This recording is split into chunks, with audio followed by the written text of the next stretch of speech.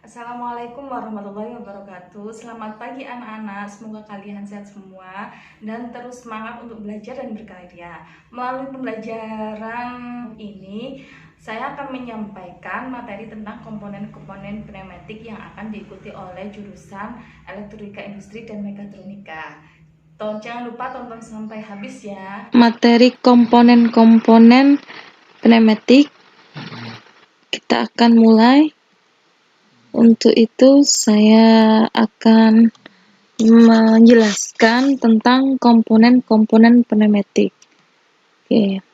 Yang pertama itu adalah air service unit. Air service unit ini berfungsi untuk mengatur tekanan udara yang akan disalurkan pada sistem pneumatik. Jadi ini berfungsi untuk mengatur tekanan udara. Di samping itu ada sebuah manometer yang sudah tersedia karena ini adalah satu paket untuk menghasilkan udara kering dan bersih.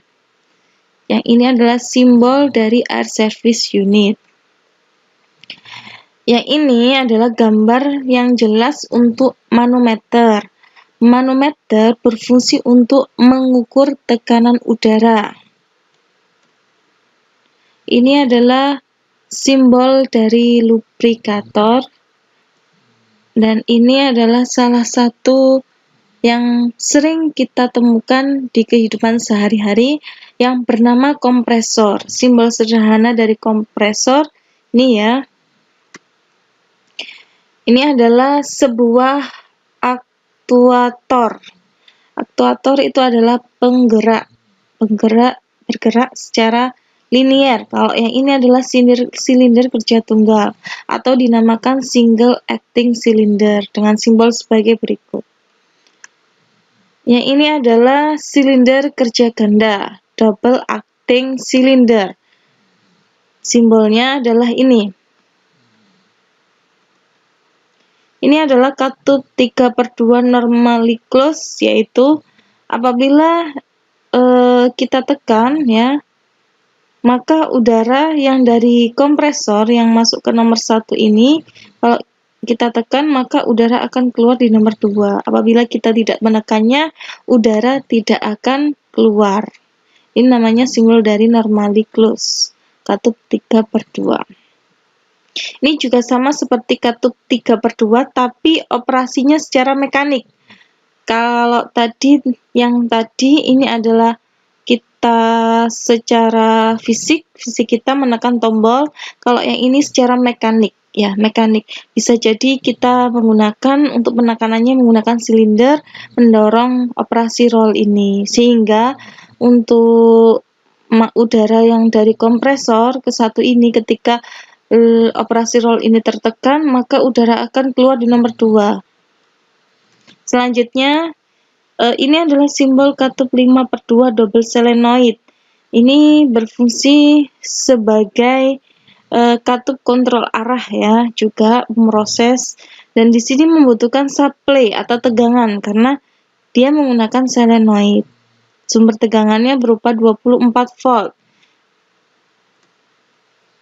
Dan ini katup shuttle valve atau katup OR, disebut katup atau. Simbolnya seperti ini, dan apabila kita memasukkan udara dari sini atau dari salah satu atau dua inputan, maka dia akan keluar udara. Salah satu misalkan udara masuk di sini, ini tidak masuk udaranya, dia tetap keluar. Kalau misalkan udara yang di sini dua-duanya masuk, ini tetap keluar. Yang ini tidak ada udara, maka dia tidak akan keluar aliran udara tidak akan keluar di port 2 ini nomor 2.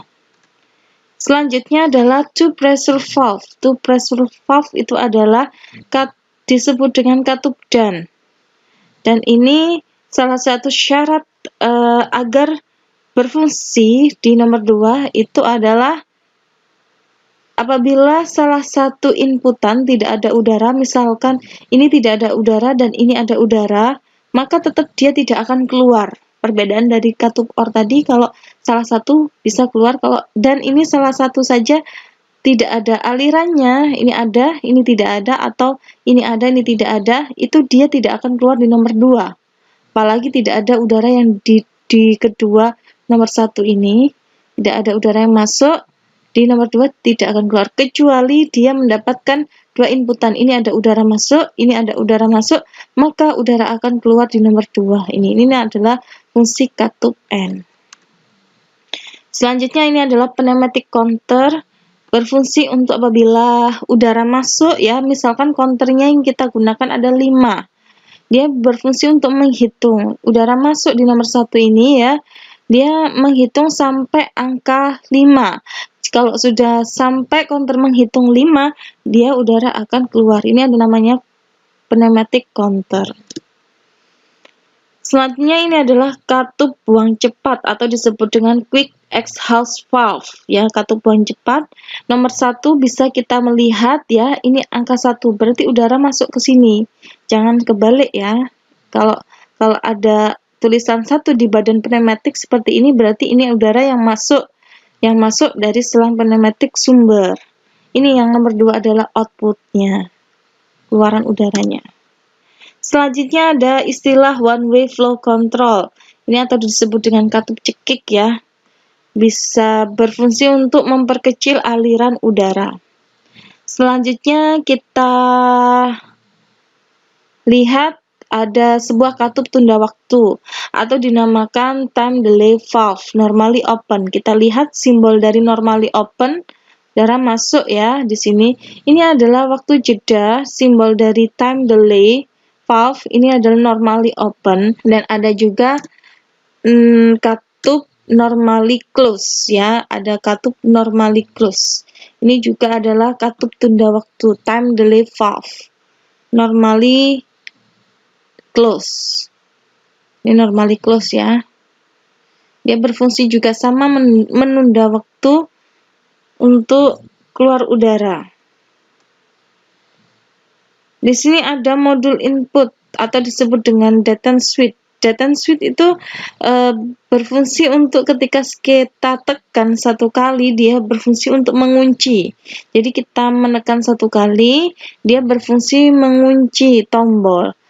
Kalau misalkan kita mengembalikan tombol, kita harus tekan lagi. Simbol dari detent switch itu adalah ada simbol ini ya, yang biasanya berada di atas. Ini adalah modul pneumatik inputan. Jadi ini ada tombol ya, tombolnya bentuknya seperti ini. Di modul lain yang di mekatronika bulat lingkaran. Ini adalah modul input juga sama, tapi perbedaannya pada simbol ya. Button, push button normally open. Bisa kita lihat tidak ada tanda segitiga yang di bawah sini ya. Tadi ada, sekarang tidak ada. Berarti ini tandanya apa? Ini tidak ada penguncinya. Jadi kalau kita tombol, dia tidak akan mengunci. Dia kembali lagi. Jadi push button, namanya push button normally open. Selanjutnya ini ada push button normally close. Bedanya apa? Kalau normally open itu tidak tersambung tadi, kalau normally close tersambung. Kita tekan berarti nanti dia terputus aliran listriknya. Selanjutnya di sini ada modul buzzer dan lampu indikator. Kita lihat ya, di sini ada simbol buzzer dan lampu indikator ini ya. Bisa dilihat bahwa dia harus membutuhkan supply tegangan 24 volt tanda merah dan 0 volt tanda biru ini. Jadi ini diletakkan, kalau misalkan kita menggunakan satu buzzer, berarti ini harus dikasih plus, yang ini dikasih 0 ya.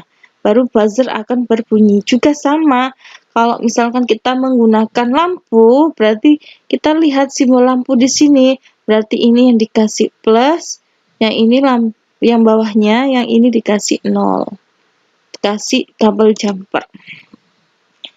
Ini adalah salah satu modul relay ya. Relay di sini ada, kalau di modul ini ada 3 relay. Relay yang digunakan ada 3. Satu kotak ini bisa memiliki 3 relay. Ini adalah salah satu sensor yang bernama optical proximity switch.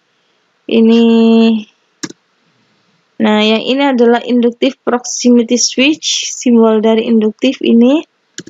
Dan yang ini adalah sensor magnetic proximity switch, ya, ditandai dengan simbol ini.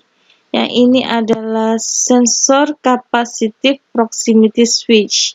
Ini ada sifat kapasitifnya, jadi simbolnya hampir sama, cuma membedakannya adalah ada yang bersifat kapasitif, ada yang bersifat magnet, dan seterusnya. Ini adalah salah satu power supply unit yang terhubung ke dalam modul-modul. Salah satunya adalah ke modul relay. Kalau kita menggunakan rangkaian elektropneumatik, kita membutuhkan power supply unit 24 volt. Jadi kalau misalkan kita pakai solenoid, kita pakai buzzer, kita pakai lampu indikator, relay, pasti kita harus membutuhkan yang namanya power supply unit. Dan ini ada relay counter, ya. Relay counter di sini juga ada berfungsi untuk reset dan lain sebagainya, ya. Di sini akan bekerja jika dia mendapatkan supply tegangan. A1 dan A2 ini mendapatkan supply dari merah dan biru ini 24 sama 0, dan ini akan menghitung jika kita setting misalkan di sini nih counternya 5. Ya, kalau misalkan sudah menghitung dia aktif sampai 5 kali, baru relay ini akan bekerja. Di sini ada aktuator, ya, sebuah motor DC 24 volt miliknya Visto Didaktik. Terakhir, ya, aktuator di sini juga sama, ya, ada solenoid ya, aktuatornya ini. Oke, sekian. Terima kasih kalian sudah menyimak video pembelajaran kali ini. Semoga bermanfaat. Wassalamualaikum warahmatullahi wabarakatuh.